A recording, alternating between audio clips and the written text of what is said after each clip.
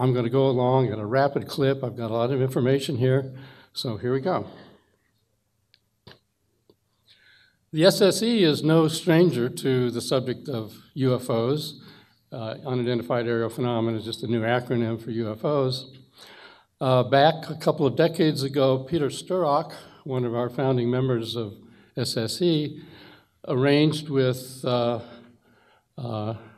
Rockefeller to hold a week-long workshop at the Rockefeller residence, where we brought in the best of the UFO researchers and then a panel of independent experts and had a week-long discussion of physical evidence related to UFO objects, of which there's a significant amount of data.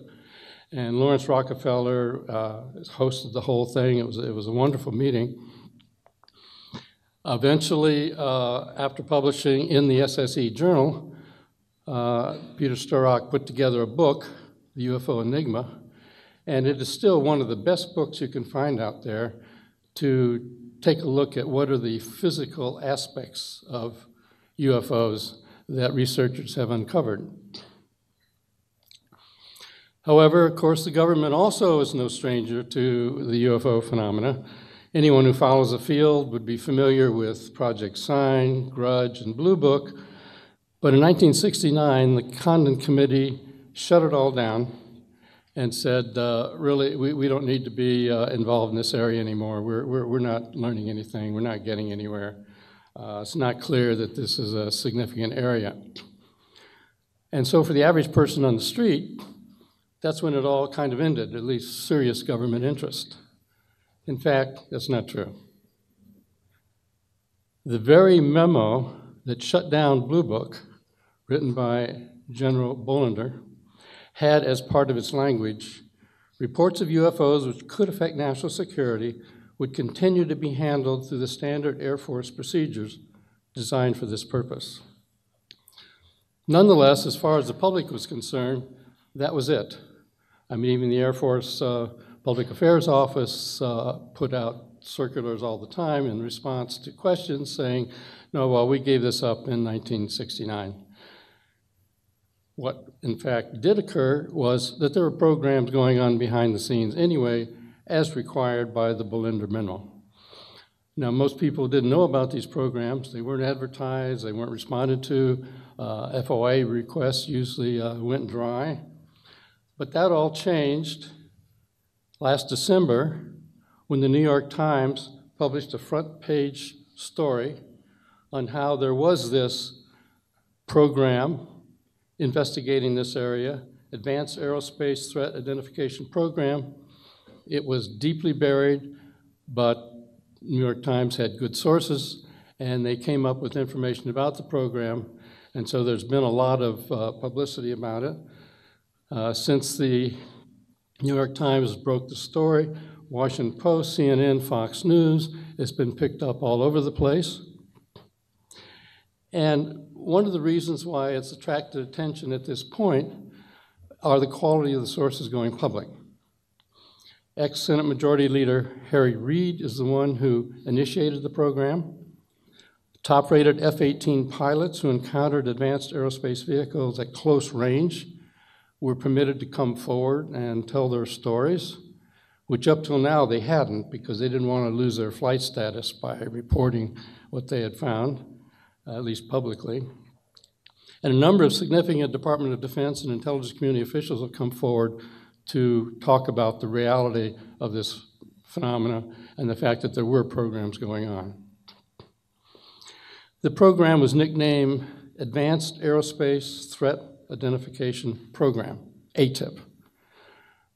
People have had trouble trying to get documents out of the Pentagon by saying they want all documents in ATIP, and they have a hard time because that wasn't actually the name of the program. The top name there is the actual name of the program, but ATIP was the nickname that it went by. It began in June of 2007. Defense Intelligence Agency was concerned about the fact that obvious observation had shown that advanced aerospace vehicles, crafts or drones of unknown origin, were flying all over the United States, over waters, in fact, globally is the case. And so a congressional budget was approved to address the issue behind the scenes. Senate Majority Leader Harry Reid from Nevada was the one who was the initiator of the program, joined by Senator Inouye and Senator Stevens. These are the people who generally approved programs that were in the black, under high security, behind the scenes, and so they set up this program. Senator Reid has not walked this back since all the news came out. He's been very forthright and given a number of interviews. This particular statement sort of captures it all. We don't know the answers, but we have plenty of evidence to support the questions. This is about science and national security. If America doesn't take a lead answering these questions, others will. Well, there's a twofold nature of the threat. First of all, you've got these advanced aerospace vehicles flying around that we don't know where they come from, who's driving them, what the intent is, possibly off-world even. But the future threat was actually, as far as the Department of Defense went, and the intelligence community, one of the greater concerns. What happens if potential adversaries achieve significant breakthroughs by getting hold of advanced technology, either based on their study of the phenomena or from sensor data or crash retrieved materials? Then that could provide a problem for the United States in the sense of threat. And there's reason to be concerned about that. This is a document in the program we dug up out of the Soviet Union. It's a very thick document. It shows that the Soviet Union had a massive program also trying to get to the root of all of this. And in this document, a number of research institutes and military institutes are listed. And of course, they had the same concerns we did.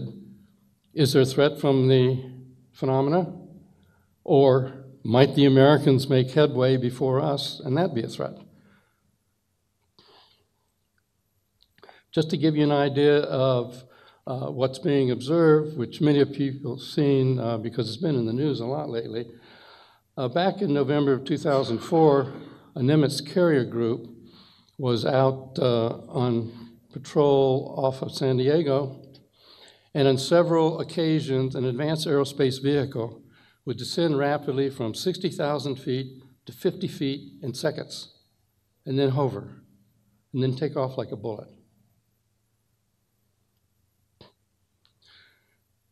When it first happened, and it happened over a number of weeks, actually, two F-18, I'll talk about two F-18 pilots were vectored onto the site where they were being observed by the radars to investigate.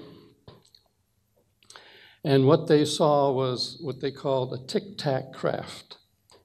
Solid white, smooth, no edges, about 46 feet in length, uniformly colored, no nacelles, pylons, or wings. The F-18s could not obtain lock with their radars because they were stealthy, but forward-looking infrared radar could pick them up to some degree based on their heat signatures. And the advanced aerospace vehicle appeared to demonstrate advanced acceleration, aerodynamic, and propulsion capability beyond anything that we knew existed on the planet. I'm going to play a FLIR video that many of you may have seen.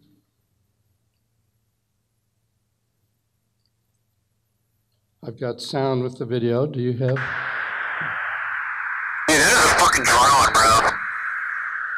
There's a whole fleet of them. Look on the ASA. My gosh. They're all going against the wind. The wind's 120 knots from the west. The whole thing, dude.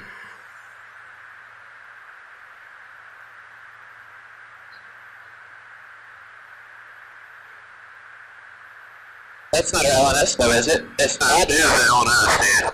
Well, if there's a... Look at that thing. It's rotated. I want to play it one more time.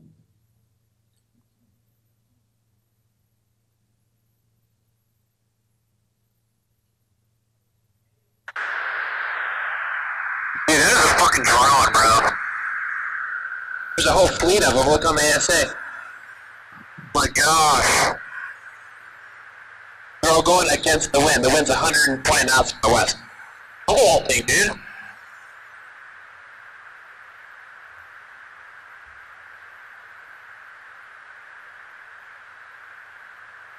That's not an LNS though, is it? It's not. That is an LNS, dude.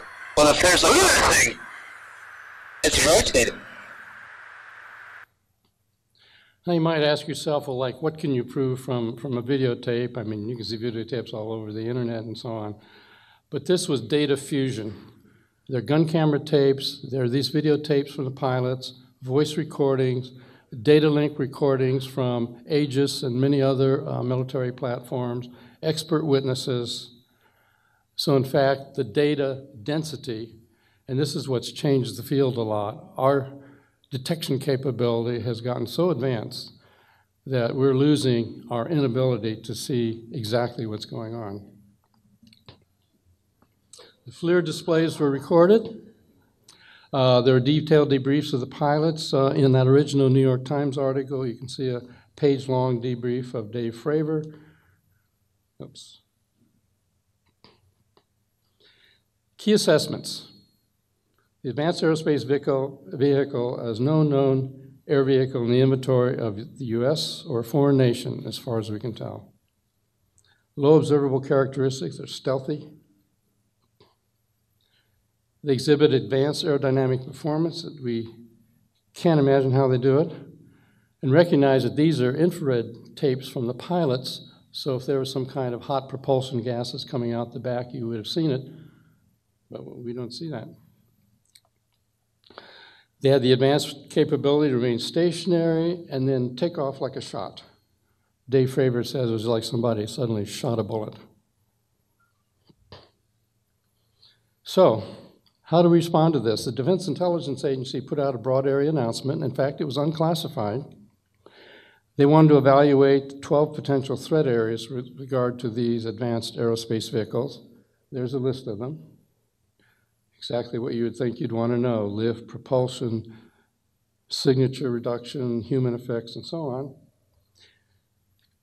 Now, it turned out that any aerospace corporation could apply, could send in a proposal. DIA chose Bigelow Aerospace as a contractor to address the threat.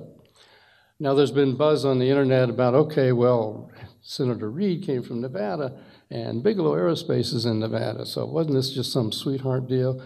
In fact, that's not the case. It was a broad area announcement. Anybody could go for it.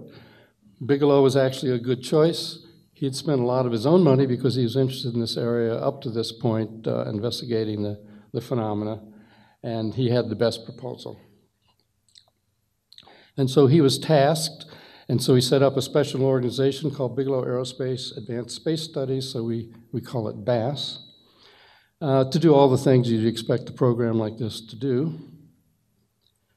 Well, BASS contacted me at EarthTech International to collaborate as a subcontractor, and I agreed to do that. Okay, what did I address as a subcontractor? Well, one of the critical issues is that there's so much high-level security and compartmentalization in this subject area, and there's a lot of it. It's difficult for contractors to obtain expert opinions on advanced technologies because they would expose why they were interested. So I acted as a surrogate. I was contracted to commission mostly unclassified white papers from experts around the globe, where their particular aerospace-related subject areas would be in 2050 as like a general survey of aerospace futures. I decided this would be the best way to get the best knowledge we had across many technologies without actually exposing why we wanted to know. So I let out 38 contracts over a 2-year period. I'll show you what the studies were on. You can read them there. Positron aerospace propulsion, IEC fusion is a compact energy source, warp drive, dark energy, extra dimensions, metallic glasses for aerospace use, really cutting edge kinds of things. Here's some more of the papers that I commissioned: negative mass propulsion, anti-gravity for aerospace applications, and so on. Programmable matter, invisibility cloaking. These are just the kind of things that we needed to have maximum technical input from the best people around the globe. And so that's what we did. That's what I did. Now, we could wait. We told these people they could publish their reports in physics journals and engineering journals, but of course, the contractors didn't want to wait for that, so the Defense Intelligence Agency bundled up these 38 papers and put them out as Defense Intelligence reference documents posted on a JWIX server that anyone in the government or contractors could get access to. By and large, they have not been released to the public yet. A couple have leaked out. So let me give you an example of, well, how does this stuff help people who are chasing these really difficult problems? I'm choosing one here: metamaterials for aerospace use. I'd love to talk about really fancy materials, but they're classified. However, there's a lot of materials that have been picked up or provided even in the public domain. I'm going to give an example because it shows exactly what the structure is for how to deal with this. This is an open source sample. It was sent anonymously to talk show host Art Bell. The fellow claimed to be in the military. He said that this sample was picked up in a crash retrieval, and so he sent it by email. So what does that mean? Chain of custody? Non-existent. Provenance? Questionable. Could be a hoax. Could be some slag off of some foundry floor or whatever. However, it was an unusual sample, so we decided to take a look at it. It was a multi-layered bismuth and magnesium sample. Bismuth layers less than a human hair. Magnesium samples about 10 times the size of a human hair. Supposedly picked up in the crash retrieval of an advanced aerospace vehicle. Looks like it's been in a crash. The white lines are the bismuth. The darker areas are the magnesium separations. So the question was, what about this material? So naturally, we looked in all of the national labs. We talked to metallurgists. We combed the entire structure of published papers. Nowhere could we find any evidence that anybody ever made one of these. Secondly, some attempts were made to try to reproduce this material, but they couldn't get the bismuth and magnesium layers to bond. Thirdly, when we talked to people who in the materials field who should know, they said, we don't know why anybody would want to make anything like this. It's not obvious that it has any function. Well, years later, decades later actually, finally our own science moves along. We move into an area called metamaterials, and it turns out that exactly this combination of materials at exactly those dimensions turn out to be an excellent microscopic waveguide for very high frequency electromagnetic radiation, terahertz frequencies.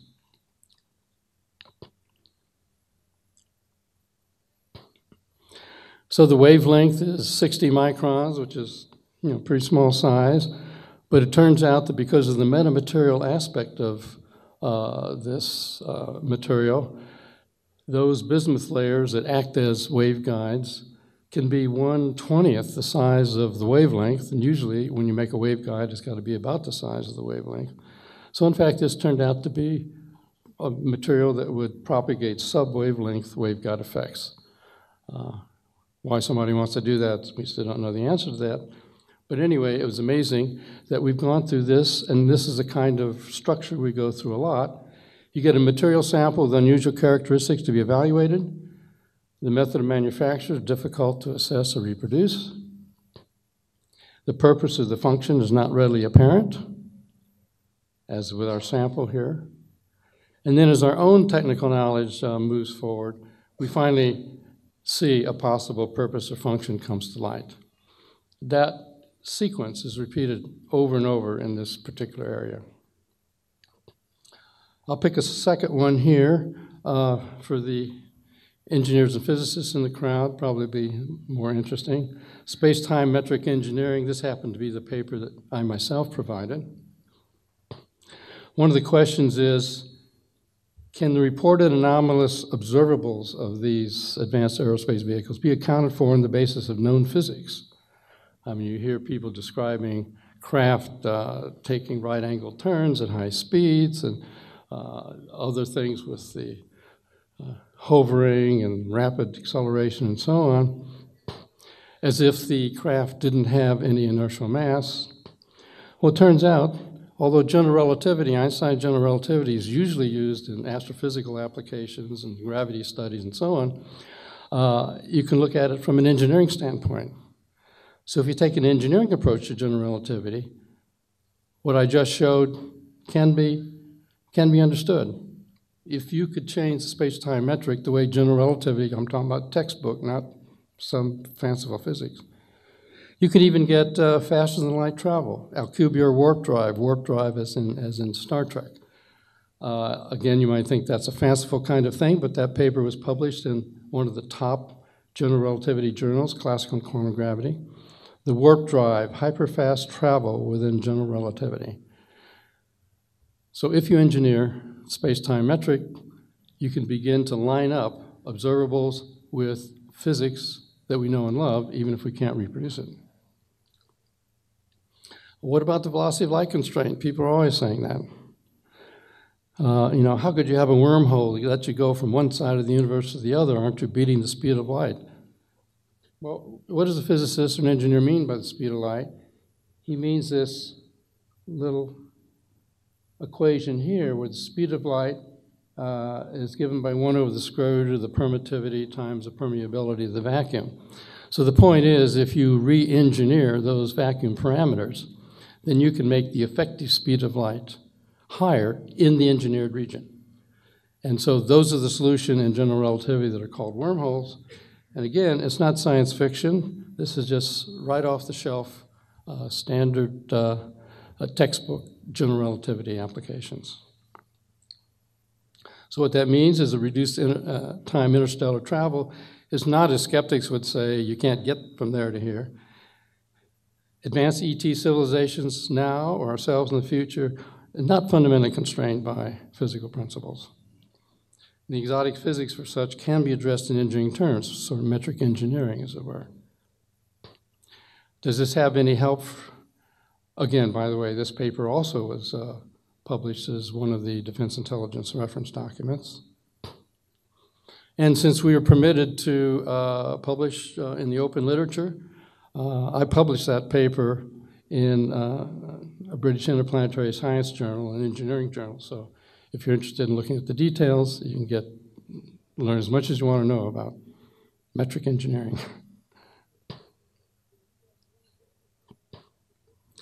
And that helped us understand some of the aspects. I mean, you may have heard the phrase, dense stars, you get redshift. Well, it turns out in this engineered technology, you get so-called blue shift. That is, frequencies are upshifted to higher frequencies. So for example, in this room,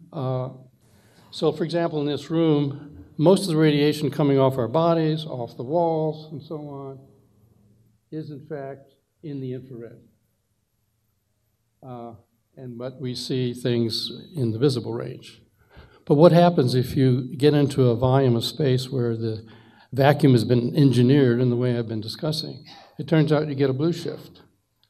So in fact, the infrared that you don't ordinarily see can get blue shifted up into the visible, so it's not surprising that all these craft should be so luminous. Now the downside from all of this is the fact that visible light, which doesn't have any particularly harmful effects, gets blue shifted up into the ultraviolet, so if you get too close to a landed craft, you might get a sunburn, or off into the soft X-ray region, so the chance of radiation poisoning. So if you run across one of these sitting on the ground, I would recommend you don't, and it's powered up, I'd recommend you don't rush up. Well, that helped us to understand. As part of this program, we looked at some cases that were really good from Brazil, 77, 78.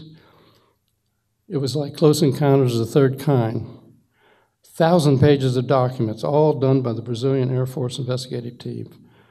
500 photographs, 15 hours of motion film, a lot of medical injuries. I know you probably can't read that from here, but it's just a list of the different kinds of medical injuries that occurred when people encountered these craft at close range. And it has some overlap with cases that we've investigated during the program of injuries occurring. Well, despite the progress in the ATIP program, let's face it, the topic is inherently anomalous, right? Therefore, despite the reality of the observations and all the people that we interact with in the intelligence community and the Pentagon agree, the data's there, it's real. Nonetheless, the topic doesn't fit smoothly into known profiles of government programs, for sure. And by virtue of national security implications, it's high compartmentalization of the topic, therefore slow pace of cumulative progress and integration. We call them stovepipes. You have a lot of people with lots of detailed information about some particular aspect, but they don't talk to each other, even if it's sitting at the next desk. And let's face it, advocacy of the issue in government circles is not viewed as career enhancing. In part because, despite the weirdness of the subject, if you don't make a lot of progress, it doesn't look good on your resume that you're moving up the line. So because of that, there's a forward story. Many of us involved in the program decided that there should be an outreach program in the public sector. So this is the forward story. The goal was to establish a broad-based, high-quality scientific community of interest in the public sector concerning these unidentified aerial phenomena and other related leading-edge topics. And so we got together and formed a company called To the Stars Academy of Arts and Science. It was co-founded by entrepreneur Tom DeLong. I'll talk about him in a minute. Senior intelligence officers from the Department of Defense and CIA, and distinguished research scientists. We all banded together to form this academy. It was set up as a public benefit corporation, so the public can invest, and therefore it's owned by the public. So this is something new. Whatever comes out of any of the research or any of the release of information is actually going to be owned by the public. It's not going to disappear into a black hole. Very transparent structure. If you go to the website, you can see everything from the financial structure to the activities. And we do have a web-based community of interest where things get posted. For example, this F-18 FLIR tape I show, we now have 3 of them up there. Probably more to come. All right, well, who are the principals of this organization? Tom DeLong, Blink-182 rock star. Frankly, I'd never heard of Blink-182. But my son told me, oh yeah, we know about Blink-182. But anyway, in addition to being the rock star that he is, he's also director and producer, puts out books and music and film and so on. And he's had a lifelong interest in the UFO area. And so he started talking with various people, and he was kind of the, I guess you'd say, the action-oriented person who said, why don't we set up something? Why don't we make this more available to the public? And he got to a number of us, and so we all began to band together. Lou Elizondo, who was, in fact, the Department of Defense's, the Pentagon's ATIP program director, resigned from the Pentagon and joined us.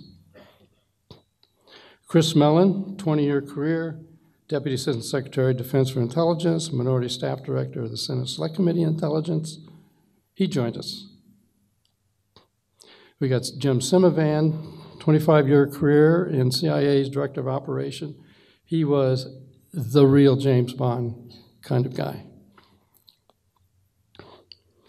Steve Justice just retired as Program Director for the billion-dollar programs at Lockheed Martin Skunk Works. He joined us. And then I agreed to be on the board, so I joined them. In addition to my science and engineering background, I've had a lot of activity in classified areas, so it was a natural fit for me interacting with all these people. We also put together a policy and scientific advisory panel of the best people we could find. Chris Mellon agreed to be the chair. Dr. Colm Kelleher, he was actually the deputy administrator at Bigelow Aerospace to run the ATIP program out of the Pentagon. Dr. Gary Nolan, top genetics professor at Stanford University. Dr. Kahn, 30-year career with CIA, Counter-Biological Weapons Program. Dr. Rapp, professor of military and emergency medicine, Uniformed Services University. Dr. Gilpin, consultant in academic biomedical research and research law. So we put together a team as panelists to keep us on the straight and narrow of really top people who have wonderful backgrounds and really want to see scientific work be done in this area. So the goals for the To the Stars Academy are promote the concept that such forefront topics as UFOs, SETI, consciousness studies, even telepathy and psychokinesis should not be considered taboo for serious scientific consideration. So, I mean, it's a perfect match to the SSE, because that's our goal in the SSE as well. And of course, big idea is to generate funding to underwrite significant research in these areas, develop user-friendly databases so information that is generated can be accessed by anyone, provide positive support for collaborative government, aerospace industry, and academic efforts to accomplish all of the above. So we want to act as the glue in the public sector and create entertainment properties, books and documentaries and so on, so that whatever is learned can be delivered out to the public. The structure of the organization has a science structure, an aerospace structure, and an entertainment division.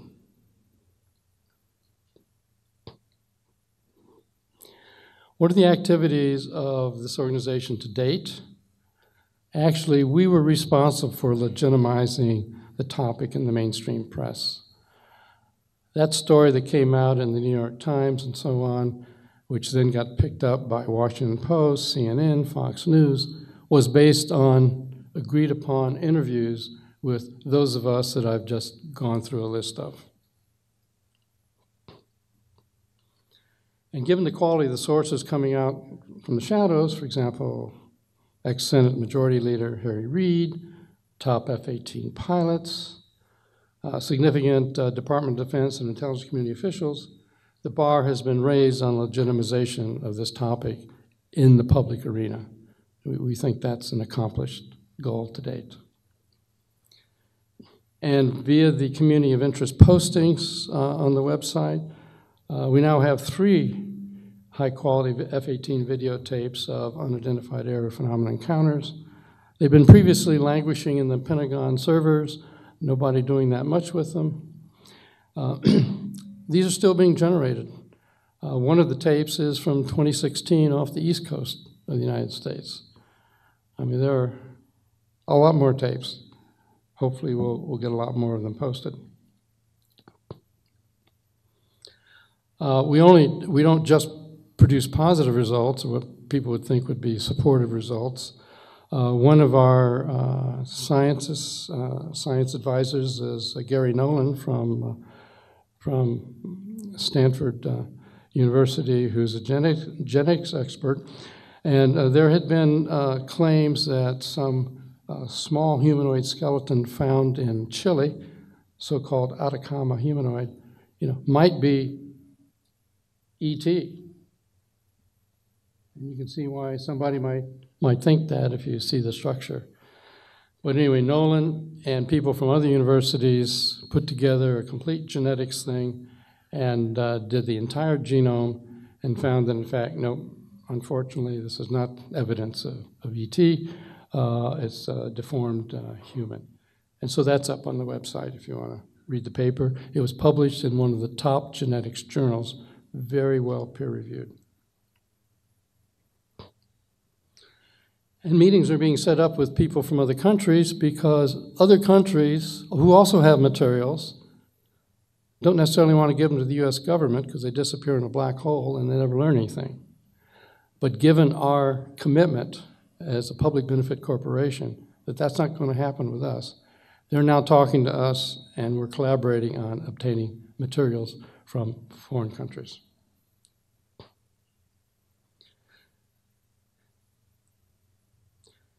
And of course, we're negotiating with media outlets to get all this out in the public in the form of documentaries or TV shows or whatever.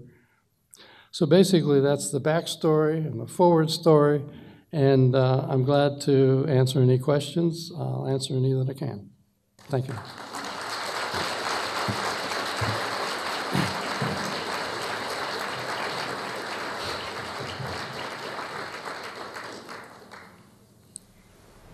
Thank you for a terrific presentation. So your good friend John Alexander published a book, and I know I'll have a chance to ask him this too. Mm-hmm. Why was it so hard for him to find who was doing the research, who was holding the files on UFOs? In his book, he said everybody thought that somebody else was doing it, but everybody said in all the departments, it's not me, it's not us that are doing it. It was somebody else doing it. And if materials are being held in special access programs, casual conversation, even with high-level people who know your interest and they're interested too, won't necessarily reveal the facts. Well, I think Lou Elizondo even said his own boss wasn't quite sure what he was doing, so I don't know if that was true or not. That's true. Thank you.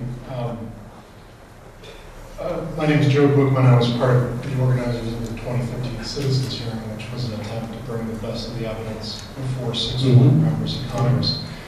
I don't know if you were aware of that. If you were, I'd be interested in your take on it. But my second question then would be, out of everything you said, I thought one of the most interesting things was there are a lot more tapes. Are those classified? And if not, or even if they are, can you characterize them in any way or tell us what might be about them? They're not a lot different from this, and some of them are classified because of where they were taken. But as far as the content of what we're interested in from a technical standpoint, they're not that different. And provided you strike out the, say, location and so on, then there's a chance of getting them declassified, and we're working on that. Yeah, if that was a TV channel, I'd be quite likely to tune in. And then generally speaking, out of the whole world of the UFO field, or specifically regarding that citizens hearing from 5 years ago, is there anything you found useful, beneficial? I know there's a lot of hoaxerism and fraud involved in what's called human knowledge. Speak to that at all. Well, you have to pick and choose among the data. I'm familiar with the citizens hearing and so on, and certainly the depositions by the individuals who were in the launch towers for missiles, who had Bob Salas, for example, that's all really good data. And so, and the FAA administrator who came forward, all good data. Thank you. Hey Hal, thanks very much for the talk. I wanted to bring up something in regards to the nature of the release, and I guess the figure was 22 million, as well as a program that was stated to be closed. I guess it's maybe a leap, but I think it's basically common knowledge amongst UFO researchers that the spending in actuality is in the billions, if not more. So some people in the UFO research community have, raised the question of, is this a wooden duck on the pond to state a figure so low as 22 million and then state that the program no longer exists? I was hoping that you might make some comments on the great deal of concern, I think, that has arisen from these statements. Thank you. That's a fair concern. This $22 million program was one particular program. That doesn't say there weren't other programs with other funding levels. And so it isn't like suddenly there was this one program, it didn't last long, didn't have that much money, and it shut down. I mean, interest is continuing, negotiations are continuing, other programs are being looked at. So a lot is going on. I and my colleagues spend a lot of time in Washington talking to committees that are looking at this from many different angles. So the general view that, oh, well, there's just one program came forward, didn't provide much of value, and then it got canceled, that's not really the case. And also, those figures are associated with the figures that went out to contractors. But that doesn't mean that people within the system aren't still working on it. All of us Maverick inventors working in our garages on metric engineering devices, is there going to be a clearinghouse for people to trade discoveries? Like just the thing about the frequency shift. Oh, we can all be looking for line shifts and lasers to see if we generate micro effects in that. But just something like that is incredibly valuable. But maybe there's a lot of other things like that. Well, we have a Maverick Inventor program at EarthTech International, my organization, and also the To the Stars Academy is putting together a research organization. So if you're doing some metric engineering in your lab and you've got some lasers shifting in frequency, bring them on. We'll look at them. Cool. Okay. Thank you very much, Hal. Thank you.